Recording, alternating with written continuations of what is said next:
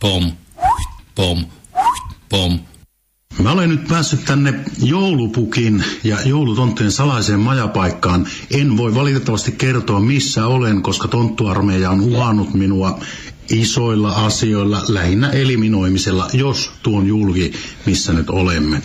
Joka tapauksessa täällä kuitenkin olemme, missä tontut häärii ja pukkikin häärisi, ellei hän olisi Pattajalla. Ja mietinkin, miksi pukki on Pattajalle lähtenyt näin heti joulun jälkeen, mutta sihteeri Tonttu kertoi mulle, että joulupukki oli niin työuupunut raskaan joulun raatamisesta, että hänen piti poistua maasta ja yksityiskoneella hän sinne Pattajalle sitten paahtoi.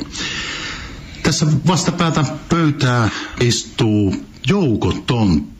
Oikein paljon terve Jouko ja tervetuloa mukaan tähän juttutuokioon. Mitä äijä?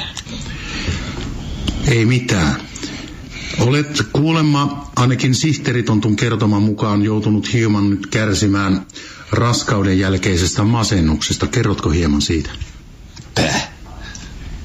Niin kuulin vain sihteeritontulta, että et niinkään ole ollut raskaana, koska Jouko olet ja ymmärtääkseni kuitenkin miespuolinen tonttu, niin liittyykö tämä sitten jotenkin tämä raskauden jälkeinen masennus tähän työraskauteen? Joukossa tyhmyys tiivistyy. No, miten nyt sitten tämä jouluaika oli niin raskas, että tämmöinen tauti tulla tupsahti? Töitä paljon. No, miten se sitten tämä sihteeritontun kertoma masennus ilmenee? Onko siihen mitään hoitoa teillä? Onko teillä esimerkiksi työterveyshuoltoa? Mä innoan niin tip-tap-lauluakin, kun minä pitää olla tip-top sitten, kun mulla on tip-tap. No mitä sä kysyt?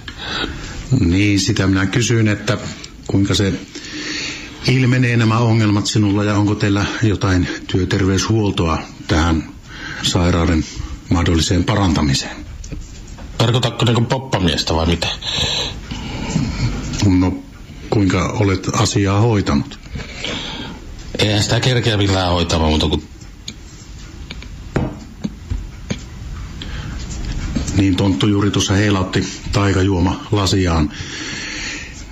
Ilmeisesti lääkitys on sitten saatu ja kohdallaan. Onko näin? No, sitä, että se odotellaan, että rupeaisi laulattamaan. Miten Tontun vuosi on mennyt näin yleisellä tasolla katsottuna sinun kannaltasi? Olin kesällä ensimmäisen kerran putkassa. Liittyykö tämä jotenkin joulukiireisiin? Töitä olin tekemässä. Tirkistelemässä. Miten nämä, tai lähinnä milloin nämä kiireet tähän työn tekemiseen liittyen, milloin ne kiireet alkavat? Toukokuussa, mutta palatakseni tähän edelliseen, niin en minä ollut oikeasti töissä. Silloin kun minä jäin kiinni tirkistelystä.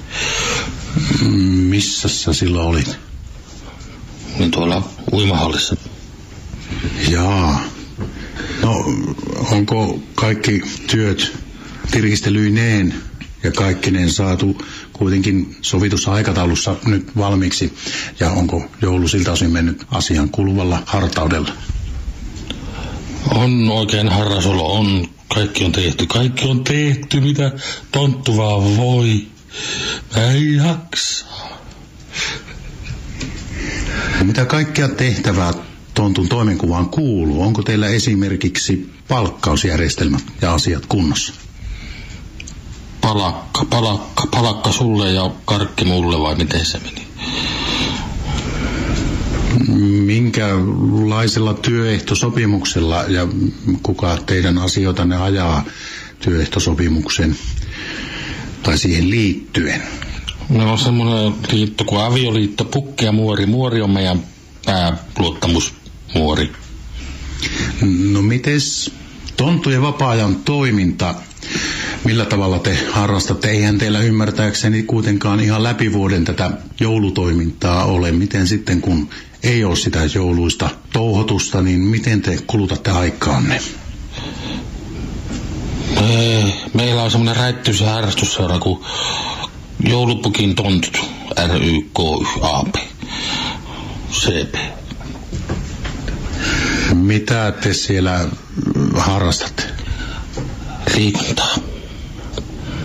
Voitko hiukan tarkentaa? En. No, minkälaisia terveisiä lähettäisit kaikille, kenelle terveisiä haluat lähettää? Kilteille tietysti. Pahoille ei parta kasva, mutta kilteille tulee lahjoja. Joko ensi vuoden lahjat on suunnitelmissa ja ehkä kenties jopa hankittu tai valmistettu? Minä olen niin lahjaton. Jouko Tonttu täältä salaisesta piilopaikasta. Mä kiittelen sua kovasti tästä haastattelutuokiosta ja toivotan sinulle oikein hyvää alkavaa tulevaa vuotta ja hiukan rauhallisempia kiireitä tulevaksi vuodeksi. Tarjoaa ja juoma.